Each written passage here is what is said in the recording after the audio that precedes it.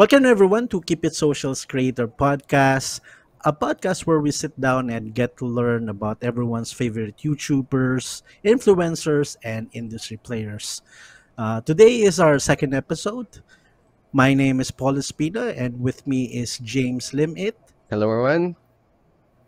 And again, for our second episode, we have, of course, another very, very special guest. And with the magic of the internet, we have Doc Ryan, also known as Riding in Tandem.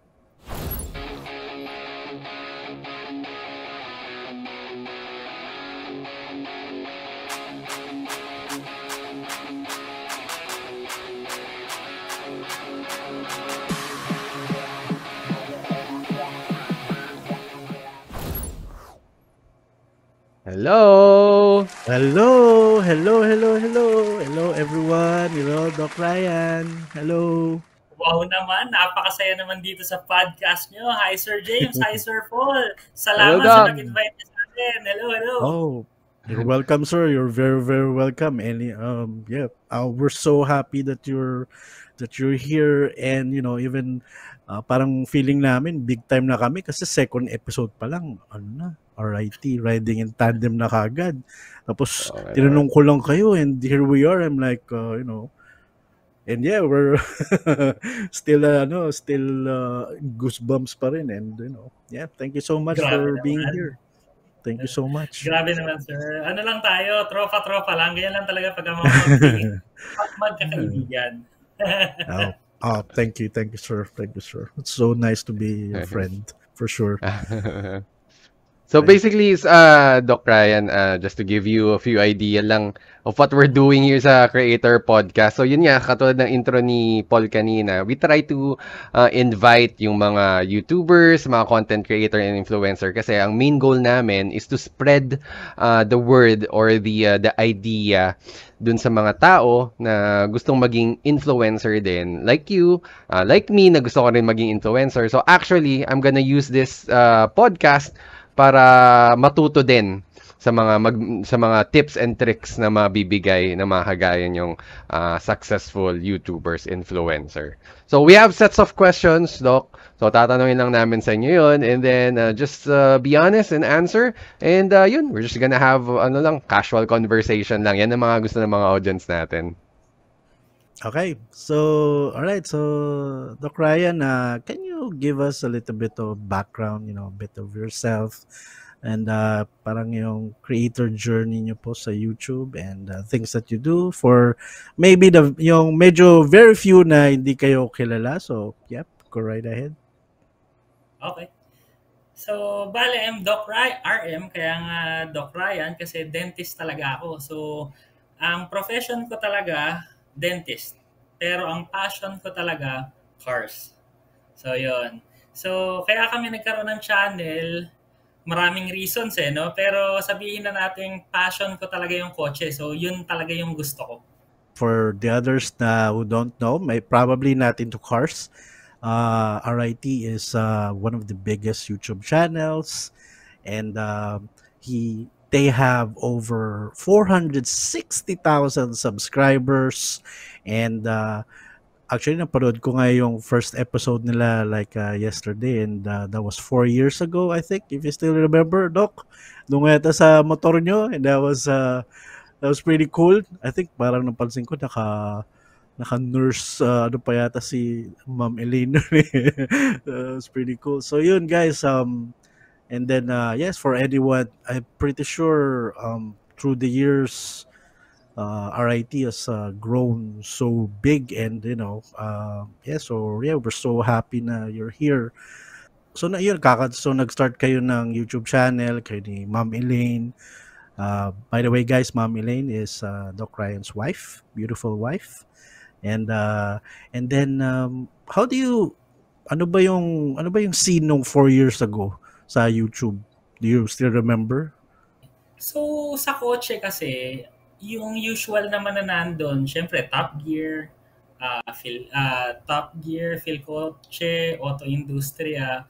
So actually, puro mga kumpanya yung mga nandun. Yung mga independent na kagaya ko, wala pa masyado. So yun, nag-start kami ng yun.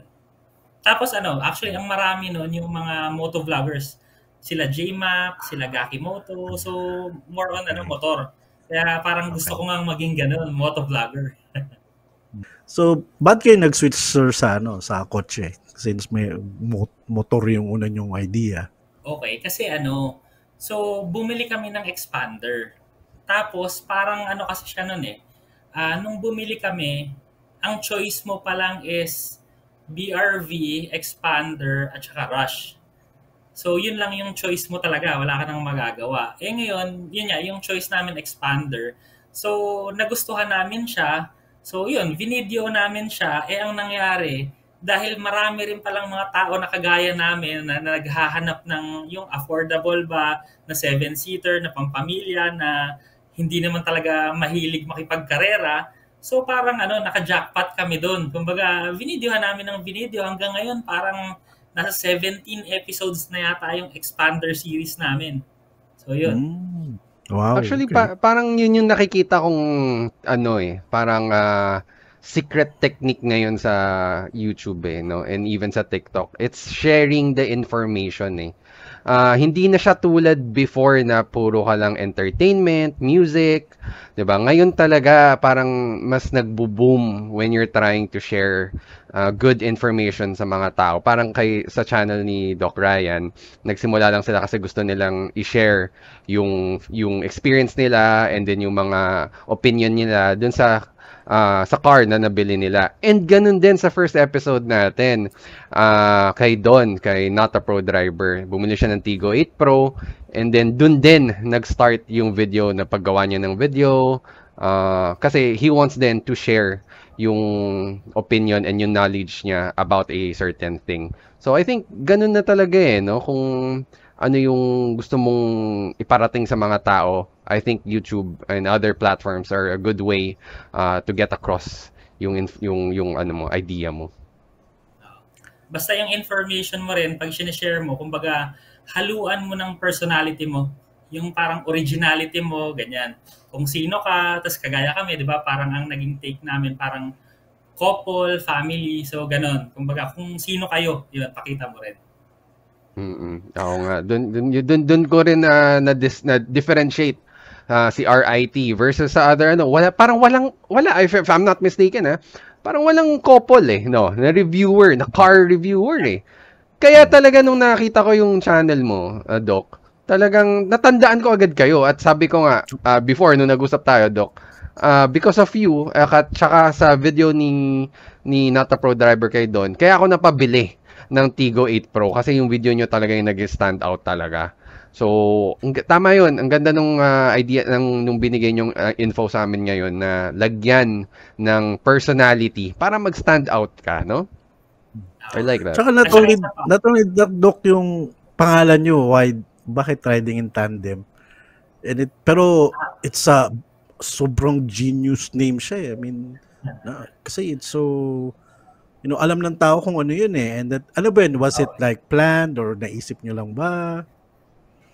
Actually, may storya siya. Yan. Yes. That's nice.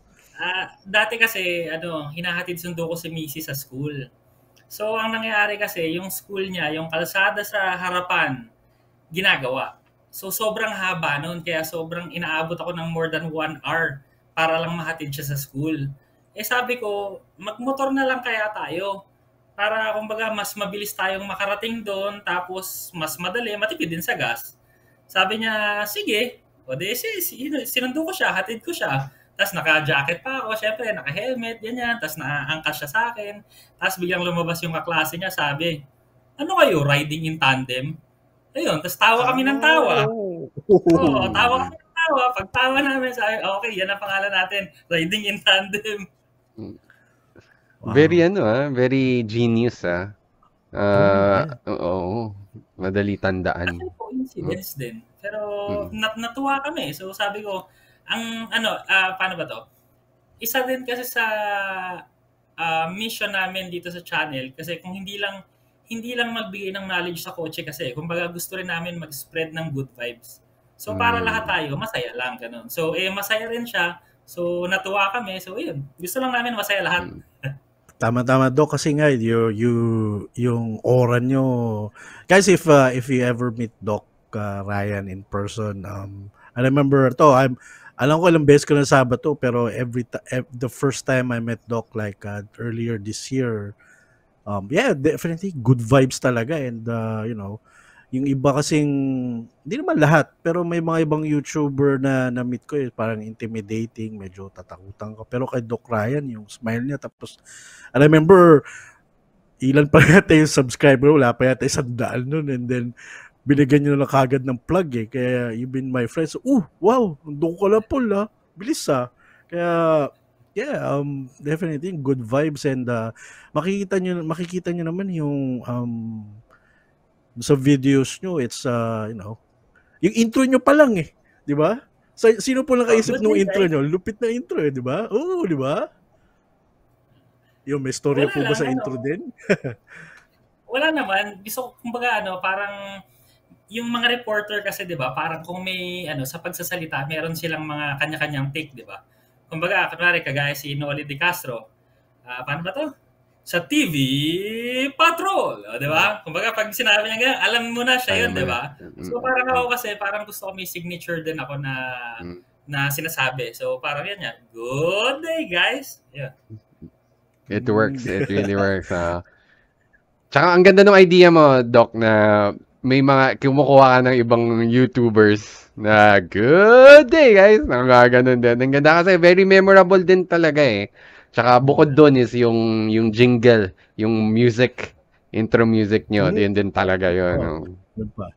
Yung intro music kasi namin, sir, lang yun, kumbaga binigay lang sa amin, kumbaga mga group sila ng mga bata mga kabataan. Tapos sabi, gawa namin kayo ng jingle kasi parang natuwa sila sa channel. Sabi ko, sige. Tapos ipa-plug ko lang sila. O di sige, ginawa nila. Tapos pinlug ko sila. Nung narinig ko yung music, grabe, catchy. Catchy. Very catchy. Sobra. Sigurado ba kayo, Doc, hindi kayo marketing expert, marketing guru? Alam sa marketing, Galing. Wala, parang, umpisa pa lang, parang na-built na siya na parang, yun, may jingle na kayo, tapos yung logo nyo, lupit yun, sobrang memorable, and ang hirap nun kami, ito ang ako, naalala ko yung first name ko, medyo weird pa nun pero yung sa inyo, yeah, totally genius Actually, importante kasi yan kumbaga sa lahat naman ng bagay, importante talaga yung logo kasi branding mo yan kumbaga yan yung sarili mo para pag nakita ng tao, identified ka kaagad.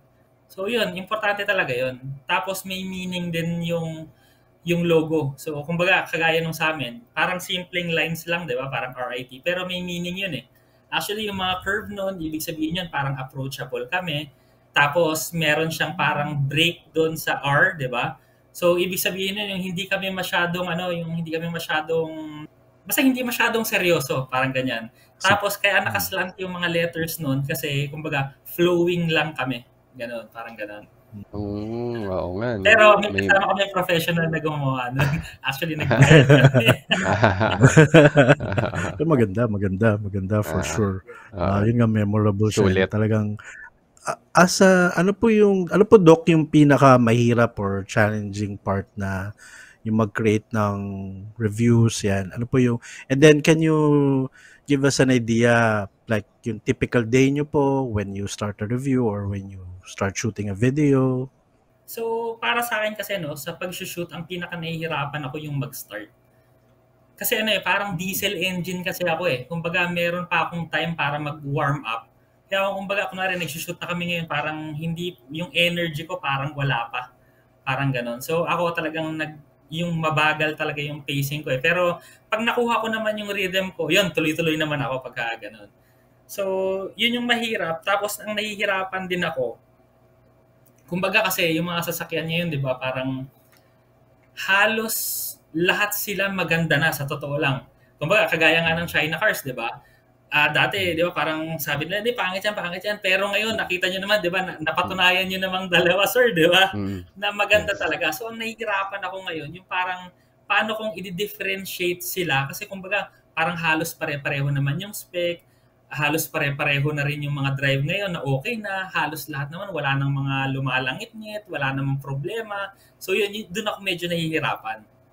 Yeah, I can understand kasi kapag tama nga po kayo na, majority, they're lalo na kapag brand new, they're okay naman yeah, it's definitely a challenge na to make it different and make it interesting lalo na sa guests. So okay, it's nice to, it's interesting to know na even with all your experiences, kailangan nyo pang parang yung running is parang may warm up muna, may painitin muna yung diesel engine nyo.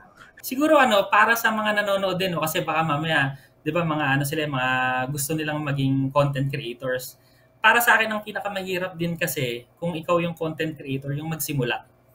Kumbaga kasi yung iba, 'di ba, ang daming hinahanap muna bago magsimula. Gusto lahat ideal, 'di ba? Pero kumbaga hindi mo kasi masusunod lahat ng ideal eh. Kumbaga kung gusto mo ng naka-DSLR ka, gusto mo ng meron kang mic na ganyan, gusto mo meron kang tripod na ganyan, kumbaga hindi na dun eh. Kumbaga mas maganda magsimula ka na kung ano yung meron ka at saka simulan mo ngayon na. Kasi kumbaga pag pinapatagal mo ng pinapatagal, wala ring mangyayari. Parang naghihintay ka sa wala. Yun. Sa mga creators, yun naman yung message natin. Nice. That's ganda. Kasi I can relate din kasi parang Nike, just do it. Stop. Huwag na mag-complain. Huwag na mag-complain, walang excuses. Gawin mo lang ngayon na, cellphone, SLR, kung ano yung mic mo, kahit na, for example, hanggang ngayon may nagreklamo pa rin sa mic ko. Okay lang yun. Basta, yeah, you just do it and yeah. Oh, by the way guys, siguro in-expect ng iba na parang sobrang daming gear na ginagamit nito, pero nakita namin ni James, so lang, simpleng camera lang and then upo ka agad, interview, go. Kami, itong mga videographer na to, na lalo na ako, arte-arte, kailangan ako, okay, I'm gonna fix my mic, I'm gonna, daming pero yung personality ni Doc is nandun na and so easy for them and definitely sa lahat ng mga creator dyan, gusto magsimula, wala talagang walang excuse. Do it right now. Actually kahit na I'm a new I'm starting to be I wanna be a content creator, nagsisimula pa lang ako. I can really say talaga to everyone out there listening na namomroblema sa gears nyo at gusto nyo talagang gumawa ng content. Ang pinakaunang isipin nyo is yung content muna. Yung gears, I think lahat naman na may cellphone eh. Yun na yun, shoot nyo na. Coming from someone na kami ni Paul, kompleto talaga gears namin kasi we are videographers by trade. Talagang yun ang trabaho namin. Kaya kompleto talaga kami ng gamit. But, when we go out and when we shoot, ako, madalas, 70% or 80% of the time, ang gamit ko lang phone. Diba, Doc Ryan, yung nag-shoot tayo, cellphone lang din yung gamit ko nun. Kasi it's easier. Doon tayo, wag na natin pa-complicated yung mga bagay-bagay. Lumabas na kayo, mag-shoot na kayo, at ang pinaka-importante sa lahat, content, yung idea. Hindi yung gamit. Siguro idagdag ko lang sa mga nanonood na kung ba gustong mag-start mga beginners, no? Okay talaga yung cellphone kasi nakakabuo rin ako ng buong vlog, YouTube vlog na cellphone lang. Pero kailangan lang alamin mo yung limits ng cellphone. Ang pinaka-importanting alam mo na limit ng cellphone dapat yung audio. Kumbaga, ang audio ng cellphone dapat hanggang 2 arms length lang, mga ganyan lang. Pag lumampas ka ng 2 arms length, yung audio nun pangit na. Kaya ang gagawin mo, pag mas malayo dun yung shots mo, kailangan mag-b-roll ka na lang, tapos i-dub mo na lang. Yun. So, yun lang naman yung sikreto. So, yun. Alam na nga yun ang nanonood. Oo nga, no? Magandang yun, Doc, Kasi pag ganito, pag ganyan hawak mo yung cellphone mo, okay pa yan, no? Pero pag lumayo na, syempre, alangan naman sumigaw ka, voice over ka na lang. Oo nga, very smart. Ayan guys, may natututunan kayo. Grabe naman. Di namin alam yun, yung arm's length. Wala. Kami. Wala. Wala, hindi ko rin alam yun. Hindi ko alam yun actually. Oo nga, no? Nice. Guys, libreng tip yan, Alright. Diba? O yan, para matuto sila ng marami. Yan. So guys, since it's riding in tandem, and I'm sure dun sa mga nakapanood na yes, itong unique and really special na partnership ni Doc Ryan at Ma'am Elaine. So tanong ko, Doc, is how do you make that work? Kasi ako, I love my wife and everything, pero it's gonna be difficult to sometimes to work with them kasi syempre lalo na if you're doing something, I mean, ang hirap nun kasi ako madalas siguro magko-complain ako sa wife ko na, ay, you do this, you do that, pero kayo it's so smooth flowing. So ano pa yung secret nyo dun? Actually, sir, alam niyo yun, pag sa marriage talaga, hindi naman lahat talaga, parang rainbows and flowers, di ba? Kumbaga, dumadating din yung, medyo may pinag-uusapan kayo, may konting pagtatampuhan, pero ang ginagawa lang namin, ang sikreto lang yan, pag on na ng camera, bati na kami. Yun na yun. Wala tayo hindi pwedeng hindi kasi pangit yung video. So yun lang talaga. Actually maganda nga kumbaga, i-try nyo rin kasi kumbaga mag-video kayo kasama yung wife nyo, pagka nag-on na yung video, hindi na siya wala na siyang magagawa kundi mag-smile. Magandang tip yun, ha? So, does it, after ba nun, nagbabati na kayo? Or tinutuloy nyo yung kaaway nyo? Hindi, actually, kasi pagka kunwari, nag-away kayo, ang nangyayari kasi, kumbaga, di ba, may parang tension, ganyan. Pero after kasi nun, kumbaga, nakatapos kayo ng task, parang, ang nangyayari, parang, okay, nakakagaan din sa feeling kasi, kumbaga, may kayo, may nagawa kayo, may natapos kayo. Diba? Kumbaga, yung tension mo nung unang nagsimula, pababa ng pababa, tapos yun, pag natapos kayo, medyo nabawasan na siya. Diba? Oo nga, makes sense. Parang team building, 'di ba? Why companies do team buildings? Kasi pag may natatapos kayong task together, you grow stronger. Yung companionship niyo with other teams go stronger. So parang ganun din yun no? Magandang technique yun yung pala may mga spouse troubles diyan. Gumawa na kayo ng YouTube account. Hindi niyo na hindi niyo na kailangan mag-marriage counseling. YouTube na lang, 'di ba? Kikita pa kayo doon. Oo, di ba? Hindi yung maganda doon, may kita pa. Oo. Okay, next question tayo, no? So, Doc, you have over 400,000 subscribers. Can you tell us more kung ano yung mga pros and cons nun having that huge following, ganun kadaming followers, and ano po yung mga pros and cons nun? So, sa mga tao kasi na gusto nila ng privacy, so, ang pinaka-cons niya, kumbaga, kung saan kami pumunta, meron talagang nagpapapicture, merong gustong makipagkamay, meron pa nga nagpa-autograph kasi nagpapirma pa talaga sa papel. So, kung mag-YouTube ka, ihanda mo na yung sarili mo sa ganun. Pero kung gusto mo yon, well and good. Sa akin naman, wala namang kaso kasi kumbaga gusto ko rin yung nakikipag-usap kasi sa mga tao. So sa akin, okay lang yun. At least pag nakausap nila, ay, pinapanood ko kayo. Ay, ganun ba sir? Maraming salamat po. Kamusta? Anong kotse yung nakuha nyo? Ganyan. Tapos kwentuhan na. So sa akin, okay yun. Diba? So ang pros naman, being a content creator kasi depende rin sa'yo Kumbaga sa akin kasi na masaya talaga ako sa ginagawa ko. So ang pinaka-pros kasi nun, kumbaga ginagawa ko yung gusto ko pero kumikita ko. So yun yung pinakamaganda para sa akin. Ano po yung worst na experience nyo na, let's say sa con, ano po yung medyo nainis na kayo na or talagang sobrang patient nyo lang na okay lang kahit na nanggugulo na tong nagpapa-autograph na or ano po yung, can you tell us really bad or yung sige, let's go with best experience and worst experience. Okay, siguro hindi naman worst pero ayos pa rin naman sa akin Kumbaga okay lang naman kasi ko talaga. Kumbaga yung sabihin na natin sa comment section kasi ng mga video kumbaga kahit gaano ka kagaling, kahit sino ka, meron talagang basher. Kumbaga lahat ng tao may masasabi sa iyo kahit maganda yung ginagawa mo, maganda pala sa iba lang pero sa iba hindi. Kumbaga yun, meron talagang mga magsasabi sa iyo ng mga kabastusan, ng babara, nagmumura. So yun yung pangit din, yun yung worst. Kumbaga para sa akin, wag mo na lang isipin yung sinabi nila. Kumbaga ganun, yung ipasok mo na lang din sa kabila, ilabas mo na lang sa kabila. Wag mo nang pakawalan mo na lang, kumbaga bahala kayo sa buhay niyo, ganun. Kumbaga ikaw ituloy mo na lang yung ginagawa mo. 'Yun. Ang best experience naman para sa akin, nadadrive ko kasi lahat ng kotse na hindi ko kailangan bumili. 'Di ba?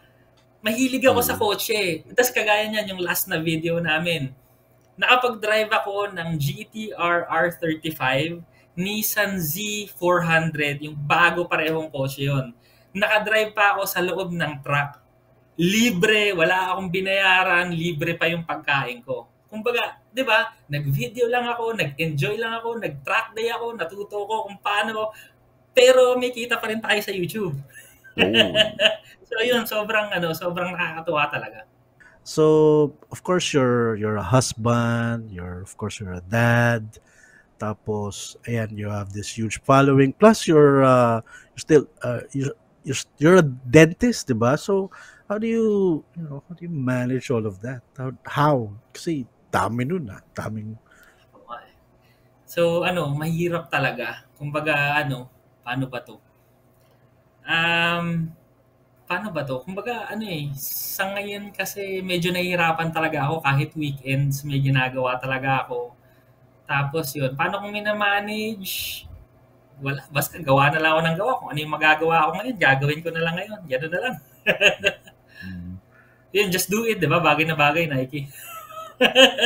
Kung ano yung nandiyan. Pero ang importante lang, kumbaga, may mga importanteng okasyon, like kunwari, birthday ng anak ko. So yun, kailangan talaga meron pang quality time sa family. So yun lang, balance lang talaga. Tsaka I think it helps kasi dalawa rin sila eh. Ni Ma'am Elaine gumagawa. And then sometimes nakikita ko pa yung son nyo kasama nyo sa video. Diba? So nagiging parang quality time na rin nila together eh. So I think that's one of the best recipe for you to have is, yun nga, katulad sabi ni Doc Ryan, nag-e-enjoy lang siya, 'di ba? Spending time with the family, and then kumikita pa siya. Passion niya to, 'di ba? Passion niya yung kotse. If you guys can do that, 'di ba? Just go after it. We are in the Creators Podcast, so ibig sabihin everyone's listening here is interested in becoming a creator. So you can take this as an inspiration. Siguro dagdag ko pa pala, no? Kumbaga para sa mga creators ulit, kumbaga kung kaya na nung kita, maganda rin yung delegation. Kasi kumbaga hindi mo rin kasi kaya talagang gawin lahat. Kumbaga kami ni Mrs. kasi tulong kami. Kumbaga kunwari may mga papers na kailangan gawin pero meron akong kailangan puntahan. So yun, delegate mo yung work sa ibang tao. O kunwari yung editing. Ngayon kasi kaya na namin. So meron kaming editor. So ako gagawa na lang ng video tapos mag-i-edit, ganyan. Tapos kung depende na kung saan ka mapupunta eh. Kumbaga, i-delegate mo rin sa ibang tao kasi hindi mo talagang magagawa lahat ng bagay nang mag-isa ka lang. Correct. Tama. Just like with everything, yun, work smart, di ba? Instead of working hard. Tama yun. Good, yun. Good tip. Yun. Also, may share lang din ako. I mean, for our viewers out there, I am just a starting content creator. Wannabe, di ba? Starting pa lang. Pero right now, ang dami nang ginagawa eh. So if you really, it's not really simple when you guys think na pag naging content creator ka, YouTuber ka, it's really easy. No, it's not. Ako nag-i-start pa lang ako and I'm already struggling with time management. But kaya nga kailangan importante na passion mo siya. Kaya pag lumalabas kami ni Paul, we're shooting, I really feel satisfied naman eh na when I'm doing it. So it's not an easy thing to do. Basta nandun yung love mo, yun yung magpapadali. Yun. I agree. Okay. And add ko lang din, no. So definitely kapag sa time management, I guess yung combination ng lahat ng sinabi ni Doc na you just do it and you use your passion to really drive you. Tapos, I guess a bit of discipline din kasi you need to be consistent. You need to be, I guess, you have to be driven talaga kasi mahirap talaga for sure. Like, mahirap mag-isip, mahirap mag-shoot. Tapos, pag-uwi mo pa, edit mo pa, and then if you have the chance na to delegate that's eventually if you're really successful, or maybe katulad namin ni James, we share the load, kapag ganun, if you have somebody that can help you, kahit simple na ideas, I think delegating and all of that stuff. So for anyone who's watching there, definitely it's a tough thing. Mahirap talaga yung being a YouTuber, content creator. Pero at the end of the day, gaya nga ng sabi ni James, it's worth it. Worth every day, every moment. So anyone out there wants to do it, just do it. Tama po ba, Doc? Tama po ba? Oo, pero kumbaga sige, para na rin sa mga nanonood, no? Kumbaga, yung content creation kasi hindi rin talaga to para sa lahat. Kaya ang ma-advise ko lang din sa mga sa mga ngayon na gustong mag-start ng content creation, so sige, mag-start kayo, pero wag mo munang iiwanan yung trabaho mo. Kumbaga, gawin mong pastime lang muna pag may oras ka, yun, konti-konti, tapos kung nagiging okay, sige, dagdagan mo yung oras niya. Yun, ganun lang. Wag yung biglaan na biglang talikuran mo na kung ano yung ginagawa mo ngayon, tapos lipat ka, tapos biglang sablay pala, di ba? So, yun, wag ganun. Yung dahan-dahan lang yung transition. Another thing na I would like to add, maganda rin yung sinabi ni Doc regarding that. I guess what you would want, no, para to be able to achieve that is also to have discipline. Sabi nga din ni Paul kanina, discipline. This is a creator podcast. Our main goal is to inspire you guys and to motivate you guys to be a content creator. But the most important thing actually is discipline more than motivation. Kasi you can easily get demotivated. You can easily get uninspired, 'di ba? Normal 'yun eh. Minsan pag napanood mo 'to, ako pag nakausap ko si Doc Ryan, 'di ba? Talaga may inspire talaga ako gumawa eh. Kukwento niya sa akin talaga yung from scratch. And then from now 400,000 subscribers, may inspire ka talaga eh. But at the end of the day, mawawala 'yun. But with discipline, it stays. Nandun 'yun. So if you want to go at it, just keep going at it. Pag wala talaga, even though you're uninspired, pag nandun yung discipline, hindi ka mahihinto. So, yun. Okay, and okay, dito na tayo sa almost, we're at the end of our podcast here. So, Doc, this is a part of the podcast that we ask our guests na, if you can tell the audience one word, what is the secret to be successful? One word. Siguro perseverance lang siguro talaga. Kasi kumbaga, kung may gusto kang mangyari sa channel mo or kahit sa buhay mo kailangan mo talaga mag-persevere kung gusto mong may mangyari. Kasi kung wala kang perseverance, wala Kumbaga, parang hindi nga sugon, gano'n, simula ka, wala rin. Diba? So, yun, tuloy-tuloy mo lang. Persevere. Dadating din yan. So yun guys, so nag-apply din sa akin or sa lahat nating mga content creator na we have to keep going, we have to persevere, we have to just do it, and by tomorrow, by the next day, or kung kailan you plan you have to keep on doing it, and then let your passion drive you, let discipline guide you, and then perseverance will, sabi nga na Doc, eventually makakarating lang din kayo doon for whatever you want. So yeah. All right. So yeah, thank you so much, Doc. So yeah, that's the end of our podcast. Thank you once again kay Doc Ryan of Riding in Tandem. So Doc Ryan, go ahead and tell everybody that how can they visit your page, kung all your social media. Maraming salamat muna sa pag-guest nyo sa akin dito sa Keep It Social. Maraming salamat. Nag-enjoy ako. Sabi ko, matatapos na ba? Habaan pa natin. Sure. Anyway, sa mga gusto makakita sa amin, RIT Riding in Tandem, meron kami YouTube channel, Facebook, Instagram, TikTok, at meron ako isang video doon na nagsayaw. Kaya kung gusto nyo makita, follow nyo na lang kami sa TikTok. Okay, guys. Sa mga nanonood nga rin pala, syempre lahat tong video na to, nag-effort talaga kaming lahat. Kaya kung nanonood kayo ngayon at nag-enjoy kayo at umabot kayo sa part ng video na to, please subscribe din sa Keep It Social. Thank you! Maraming salamat. Maraming salamat po. And again, we want to thank you, Doc Ryan, na you graced us with your presence here right now. And for our content creators out there, continue watching lang talaga the Creator Podcast by Keep It Social kasi our main goal talaga is to share yung mga tips and secrets ng mga successful YouTubers, content creators out there. All right, we'll see you on the next episode, guys. Make sure that you're subscribed to Keep It Social, Test Drive PH, RIT, and yeah. Good night, everyone. Good night, everyone. Bye. Bye. Bye. Thank you for watching. Bye.